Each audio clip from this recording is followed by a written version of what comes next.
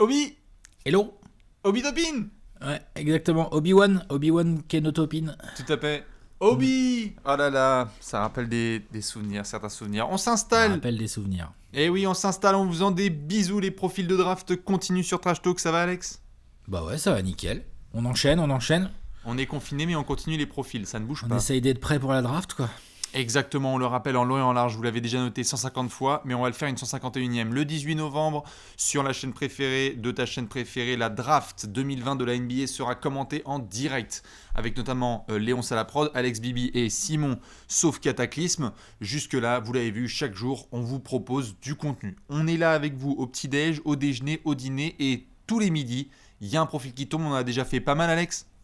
On a fait Monsieur Anthony Edwards, Monsieur Lamelo Ball, Monsieur James Wiseman, Monsieur Kylianese, pardon, Tout à fait. et Monsieur Denis Avdija. Exactement. Avdija.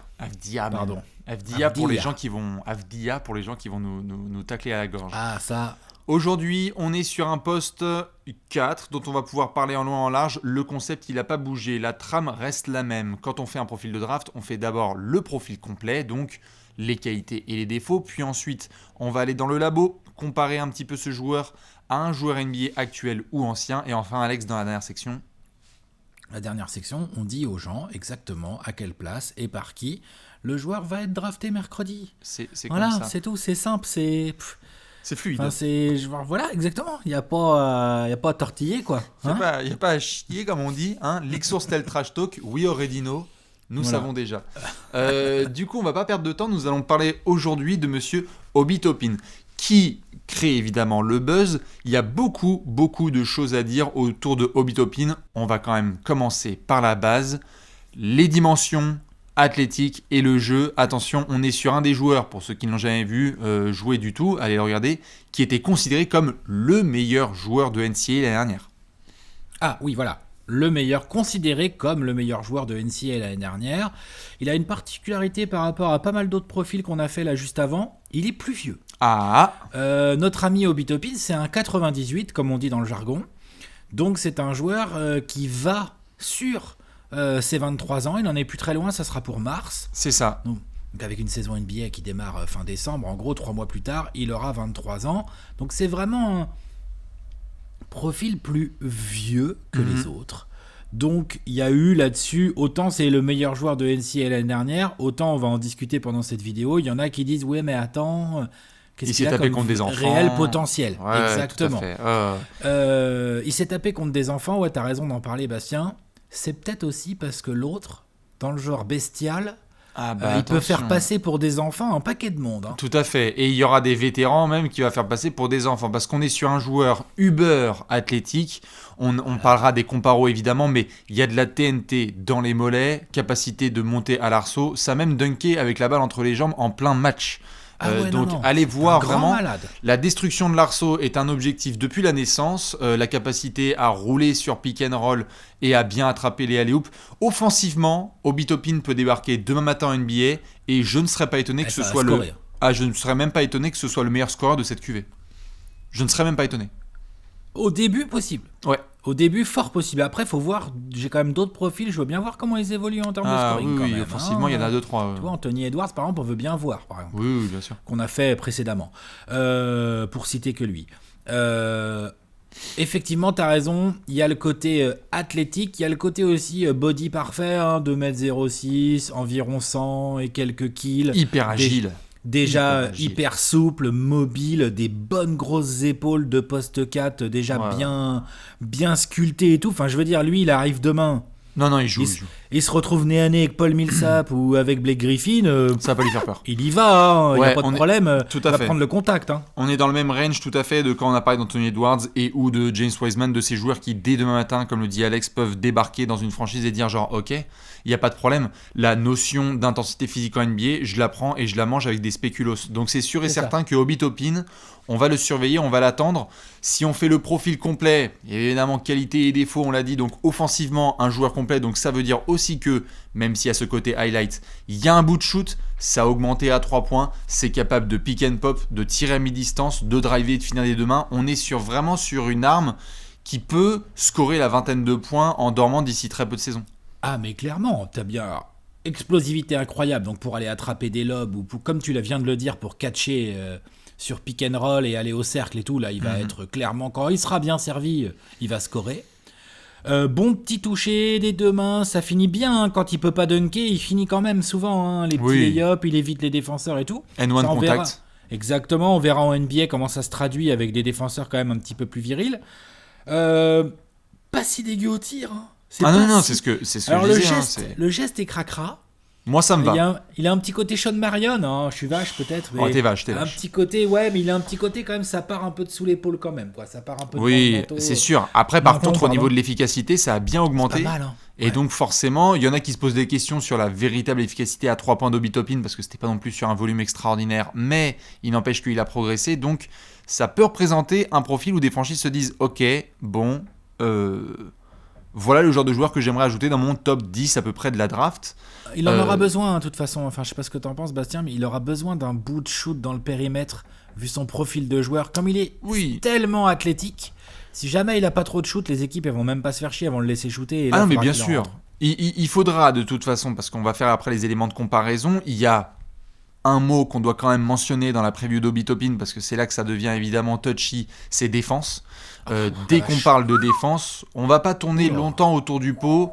On peut être, je dis bien on peut être, potentiellement sur le plus mauvais défenseur de cette draft, en tout cas chez les hauts draftés. Il y a un manque de parfois de lecture, souvent d'application, de discernement et de mobilité, parce que mobilité verticale, il l'a, mais alors mobilité latérale, attention, en défense, c'est très très chaud. Il y a vraiment, on peut se retrouver dans un joueur dont on se fout de la gueule régulièrement en NBA. Mais voilà, mais d'ailleurs c'est assez surprenant, parce que quand tu vois le mec évoluer, quand tu vois le bestiau athlétique que c'est, et tu vois comment il se fait mettre dedans en défense, dans le périmètre notamment, dès que ça écarte un peu du cercle, là, ce qui est très très très embêtant à son poste. Hein. Poste 4 aujourd'hui en NBA, faut aller chercher. Faut aller chercher tes adversaires, tu les attends plus sous le cercle, hein. Il faut aller les chercher à l'extérieur. Hein. Ouais. Donc, clairement, le côté défense, le côté mobilité latérale, comme tu veux dire, l'implication, le focus, la compréhension de ce qui se passe en défense. Il y a beaucoup d'inquiétudes chez les franchises. Ouais, il y a beaucoup d'inquiétudes de la part de franchises NBA, parce que tu peux avoir un joueur qui fait des erreurs défensives, mais quand il y a un joueur qui manque de fondamentaux défensifs, ça se voit assez rapidement, et il y a beaucoup d'équipes NBA qui se demandent si ça peut se rattraper et combien de temps ça va se prendre pour se rattraper. Quand tu as eu autant de formation chez un joueur, comment est-ce que tu peux casser un peu la structure défensive et tout lui réapprendre ? Attention, et si tu le rattrapes, jusqu'à quel point, jusqu'à quel niveau de rattrapage tu peux aller, quoi. Je veux dire, ce qu'on est en train de dire, c'est qu'il est là, il est mauvais en défense. Bon, d'accord, on a capté. Maintenant, si tu le fais bosser avec le physique qu'il a, tu devrais réussir à le faire progresser. Bien sûr. Le truc, c'est est-ce que tu obtiens un mec qui défend vraiment toujours vite fait, comme un, je sais pas moi, comme un Ryan Anderson ou un... Non, mais c'est Enes Kanter.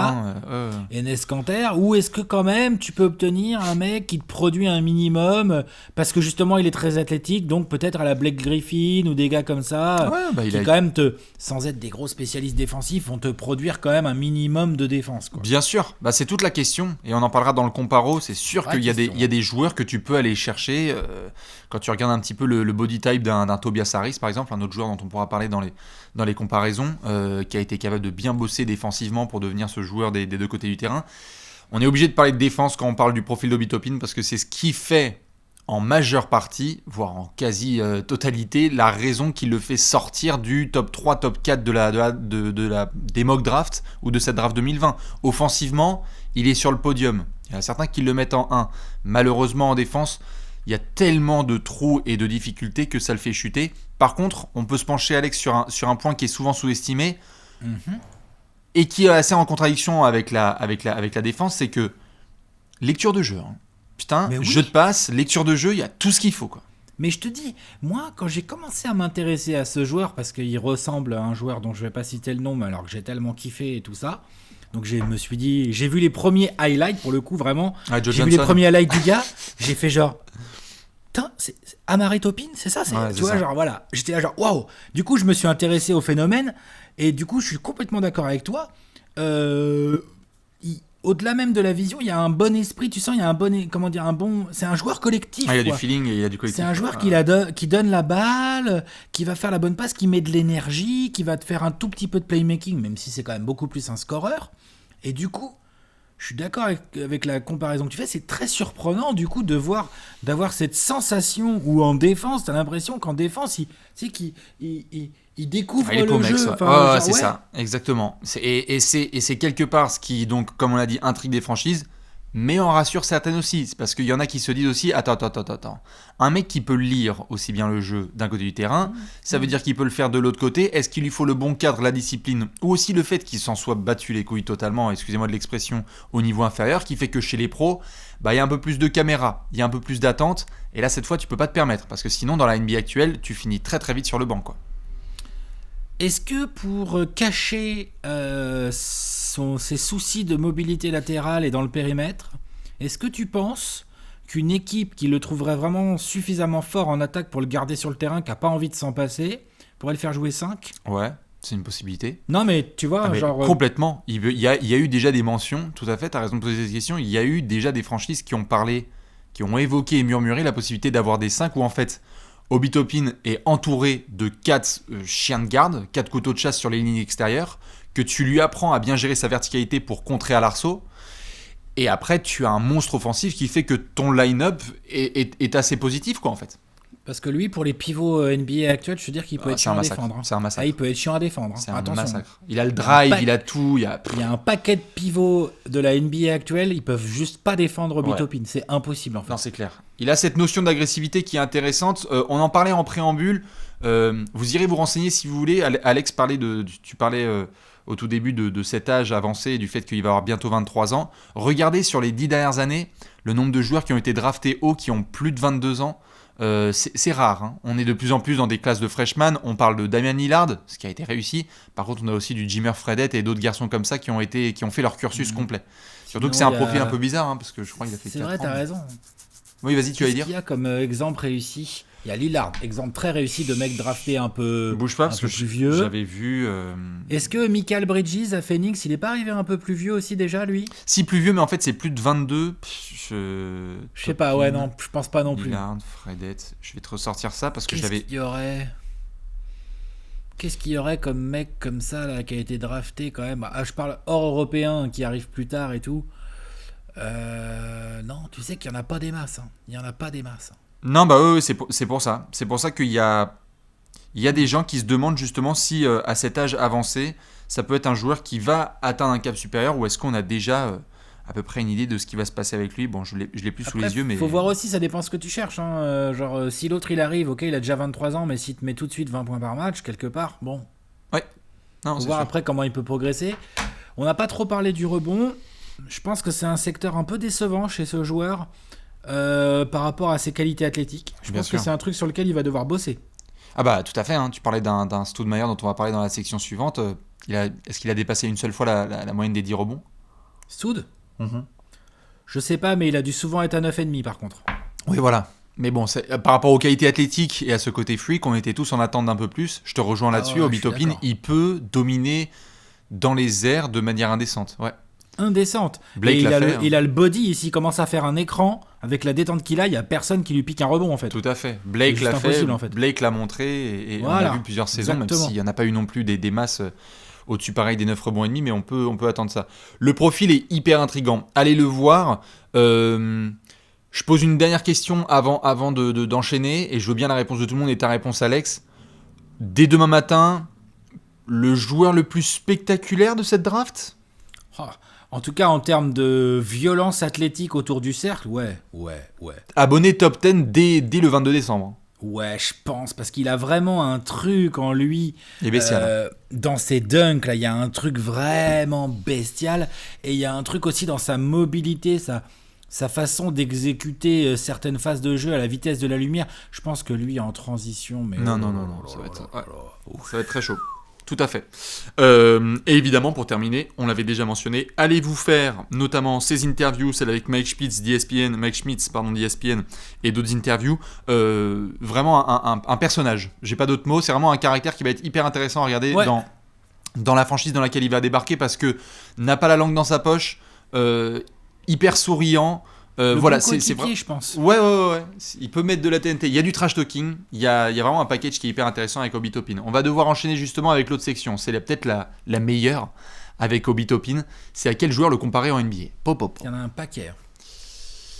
Donc. Mais évidemment, comme je l'ai dit tout à l'heure, oui, moi sur les premières images, en tout cas au niveau athlétique et sortie de pick and roll, ouais, Amar'e Stoudemire direct. C'est ce qu'on a mis sur le visuel avec Léonce, tout à fait. C'est du Amar'e Stoudemire dans le texte. Ouais. Je balance quelques noms, tu me dis. Vas-y. Kenyon Martin. Ouais. Et je pense qu'il est déjà bien meilleur que Kenyon Martin offensivement. Offensivement, ça c'est sûr, mais tu par vois, contre, Bestial. Je souhaite des défenses comme Kenyon Martin un jour, par contre. Ouais, voilà. Mais Kenyon Bestial. Martin, c'est pas si mal en défense. Ah, Bestial, ouais. Détente, taille-poids aussi. Putback, taille-poids. Je pense qu'en taille-poids, il est plus près de Kenyon Martin que de Stoud. Stoud, on oublie, mais Stoud, c'est pas 100 kilos. Stoud, c'est 115. Stoud, c'est même plus... Enfin, Stoud, c'est un ours qui se déplace comme un chat, quoi. Enfin, c'est clair. C'est la folie. Les frères Maurice, ça a été mentionné. Ouais. Ça a été mentionné, les frères Maurice. Il y a un peu de frères Maurice dans Obi Toppin qui, eux, aimeraient peut-être aussi avoir cette agressivité offensive. Il y a du talent. Marcus Maurice, etc. et Markieff, offensivement, il y a tout ce qu'il faut. Ils sont pas aussi athlétiques. Tout à fait. Et Marcus défend bien, est capable de bien défendre. Markieff aussi. Mais il y a eu des comparos avec les frères Maurice. Ok. J'ai vu des comparos avec Sean Marion. Bon, j'étais un peu. Bon, je comprends le taille-poids et longueur de bras, mais ça s'arrête là par contre. Ça s'arrête là tout de suite. Hein, voilà. Ouais. En plissant les yeux très fort. Oh, ouais. Dans le noir. Ouais, voilà. Et par contre, j'en ai un autre, moi. John Collins. Non, un petit Évidemment. peu quand même. Si, c'est du John Collins dans le texte, hein, bien sûr. Hein, on est d'accord. D'ailleurs, non, John Collins, sûr, on l'a comparé au Stoud. Hein. Ouais. Pour moi, la lignée, elle est là. Hein. Les Stoud, John Collins, Obi Toppin. La vraie lignée, pour moi, elle est là. Dans le côté, genre... lui, c'est quand même... Stoud et John Collins... Enfin, Stoud, on connaît toute sa carrière. John Collins, on va encore lui laisser sa chance pour évoluer. Enfin, on n'est pas sur des lockdown défenseurs. Hein, clairement pas. Non, c'est sûr. Par contre, on est sur des athlètes absolument hallucinants. Des mismatchs quotidiens en attaque. Des mecs ingérables, beaucoup trop costauds pour les postes 4 et beaucoup trop mobiles pour les postes 5. Donc des mecs ingérables comme ça. Avec quand même de la sacrée technique. Hein, je veux dire, Stoud, pour le coup, lui, il a un vrai shoot. Hein, Stoud, dans la NBA actuelle, il shooterait déjà à 3, c'est sûr. Il avait un vrai shoot dans le périmètre et tout. John Collins est en train de s'y mettre. Il nous montre qu'il a un vrai shoot dans le périmètre et tout. On est d'accord. Ouais. Obi Toppin doit, à mon avis, faire pareil dans cette lignée. Mais il est dans cette lignée. Et s'il pouvait... à l'image de ce qu'a fait Stoud pendant sa carrière, c'est-à-dire devenir au moins un contreur raisonnable en aide, grâce à tes qualités athlétiques, c'est le minimum que doit faire Obi Toppin. Il doit au minimum tourner à 1 contre ennemi, 2 par match, juste parce qu'il est athlétique de ouf et qu'il vient en aide et qu'en deuxième rideau, tu le vois pas arriver, mais quand tu le vois arriver, c'est trop tard en fait. C'est ça. Autre petit joueur, je suis totalement d'accord avec les comparos là que tu envoies, parce que John Collins, c'est ce qui a été mentionné. Hein. Autant être très clair, du côté d'Atlanta, il y en a qui l'ont résumé ainsi. Pourquoi est-ce que tu vas drafter, vu que les Hawks sont en 6, pourquoi est-ce que tu vas drafter John Collins quand tu l'as déjà dans ta franchise? Ouais, je suis d'accord, mais je suis complètement d'accord. Il y a eu un élément qui a été mentionné aussi, pas du tout le même joueur offensivement, mais dans ce profil de joueur get buckets dans un autre style, mais qui fait tellement peur en défense, Enes Kanter. Je l'ai mentionné tout à l'heure, c'est vraiment pas ni le même athlète, c'est pas le même joueur capable de, mais alors par contre, qui peut te mettre 10, 15, 20 points comme ça, mais alors t'es terrorisé à l'idée que l'équipe d'en face remette la balle en jeu et vienne attaquer et ça switch sur pick and roll, attention, à surveiller. Tout à fait, il peut y avoir de ça aussi, je suis d'accord. Je serais pas étonné si ça devient... Avec le nouveau système qu'il va y avoir en NBA où on entend de plus en plus les joueurs, parce qu'il y a moins de public sur le banc, etc. Quand il va commencer à avoir des joueurs, des meneurs qui ont la balle, et que sur le banc t'entends Obi, parce que les mecs veulent absolument que tu me vois venir. Quand ça veut switcher, ils vont dire genre go at Obi. À mon avis, ça va être une punchline. C'est logique, ça va être à lui de s'adapter. Il en a les moyens, mais il va falloir qu'il se fasse bien violence par rapport à ce qu'on voit aujourd'hui, quoi. Ouais. Je te pose une question. Ouais. Et je la pose évidemment à plein de gens en attendant de voir la franchise dans laquelle il va tomber. Amar'e Stoudemire, ça me rappelle quelque chose. Est-ce qu'il peut être le rookie de l'année, Obi Toppin, quand on voit les critères offensifs qui sont notamment demandés de cette explosion qu'on a en première année? Dans l'absolu, il peut. Là, pour le coup, ça va dépendre. Vu la NBA actuelle et que Obi Toppin n'est pas non plus quand même un porteur de balle, là, pour le coup, ça va beaucoup dépendre de dans quelle équipe il va tomber. S'il a un meneur bon passeur qui aime jouer le pick and roll, ouais, il peut, ouais, parce que ça peut vite être l'enfer pour les défenses adverses, ouais. Donc il peut. Je maintiens cette cote. Je vais voir évidemment dans quelle franchise il tombe, mais je ne serais pas étonné qu'en année 1, ce soit le scoreur au moins le plus prolifique de sa QV sur la première année. Parce qu'il y a cet élément qui... Pardon, vas-y. Non, mais je dis, on lui souhaite, tu vois, de faire une première année façon... Enfin, c'est la il suite, est rookie de l'année. Ah bah, il est rookie de l'année. C'est la draft de Yao, de Maiden Levy. Ah, je crois, oui, quand même. Non, tout à fait, c'est possible. Je crois que c'est ça. C'est la draft de Jay Williams, de Yao Ming et de Maiden Levy. En 2003, il est rookie de l'année, effectivement. C'est ça. Il est rookie de l'année. Alors qu'il n'est pas forcément attendu et il est top 10. Il est quoi, il est 9ème chez vous? Ouais, c'est un pick 9, le Stoud. Magnifique style de draft du management des Suns en espérant qu'il fasse la même chose cette année en 10. Voilà à peu près pour Obi Toppin. Évidemment, on va regarder dans la dernière section ce qui se passe au niveau de la draft. On l'a mis dans l'intro, vous l'avez vu, l'intro Street Fighter magnifique réalisé par Léonce. On a mis un range entre les places 4 et 9. Difficile de le voir chuter vraiment plus bas. On est dans ce range. Je rappelle la liste pour ceux qui ne l'ont pas sous les yeux. 4 Bulls, 5 Cavs, Hawks 6, Pistons 7, Knicks 8, Wizards 9. Ça s'arrête là. On est d'accord, ça s'arrête là? Ouais. Ça s'arrête là. Oh, je pense. Ouais. Parce qu'il y a un élément qui est intéressant, juste avant que je te tende la parole, c'est le fait que dans cette incertitude NBA, il y a beaucoup de managers qui ont parlé du fait qu'un joueur de 22 ans qui peut contribuer tout de suite, ça excite beaucoup de monde. C'est-à-dire que former un gamin de 18-19 piges là, dans ce contexte, ça peut être plus compliqué. Obi Toppin, pardon, tu l'as dit, plug-in. Tu le rentres tout de suite en NBA, demain matin, tu sais que tu vas avoir ta dizaine, voire ta quinzaine de points.